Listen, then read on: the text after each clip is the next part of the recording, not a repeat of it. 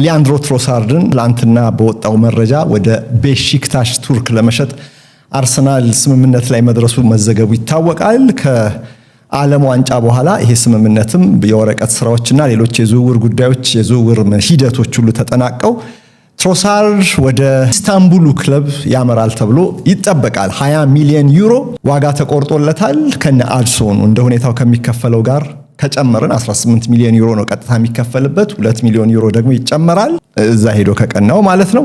ዘ አትሌቲክ ነው ይሄንን የዘገበው። ትላንትና ይሄንን አረጋግጧል። ጥቋቁር ንስሮች ይባላሉ ቤሺክታሾች ገና ሂደቱን አላጠናቀቁም። ስምምነት ላይ ግን ተደርሷል። ክለቡ ከተጫዋቹ ጋር ደግሞ የግል ጥቅማጥቅም ጉዳዮች ላይ ተስማምቷል። ዓለም ዋንጫ ላይ ይገኛል ቤልጅየም እና ቅድመ ውድድር ዘመን ዝግጅት ከመጀመሩ በፊት ቤሺክታሽና ትሮሳርድ እንዲሁም አርሰናል ዝውውሩን ያጠናቅቁታል ማለት ነው። አሁን ግን ሁሉ ነገር ስምምነት ላይ እንደተደረሰ ነው የተዘገበው።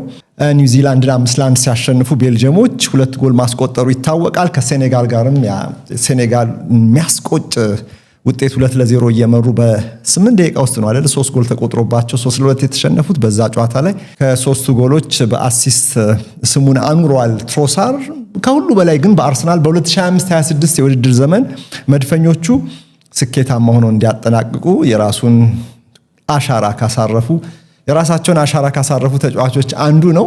ነገር ግን አርሰናልን ሊለቅ እንደሚችል የሚጠበቅ ነው። ቀድሞም ሲባል ነበረ። እንግዲህ በ2025-26 መጨረሻው ሲዝን ላይ ቀንቶታል ከአርሰናል ጋር የእንግሊዝ ሻምፒዮን መሆን ችሏል። በቻምፒየንስ ሊግ እስከ ፍጻሜ ጫፍ ድረስ ደርሷል። የትሮሳርድ ሚና እዚህ ጋር ተጠቃሽ ነበረ። በሁሉም ውድድሮች ላይ ዘንድሮ 50 ጨዋታዎች ላይ ነው የተሳተፈው። 8 ጎሎች አስቆጥሮ 11 አሲስት ማስመዝገብም ውጤታማነቱን አሳይቷል። እርግጥ በሲዝኑ ላይ ኮንሲስተንት ነበር ማለት አይቻልም። በጥሩ ብቃት ያሳለፋቸው ወራት ያሉትን ያህል የዛን ያህል ደግሞ ፐርፎርማንሱ የተንገራገረባቸው ወራትም እንደነበሩ እናስታውሳለን። 21ዱን የፕሪሚየር ሊግ ጨዋታዎቹን ጀምሯል። ማለትም ምርጥ 11 ውስጥ ገብቶ ጀምሯል።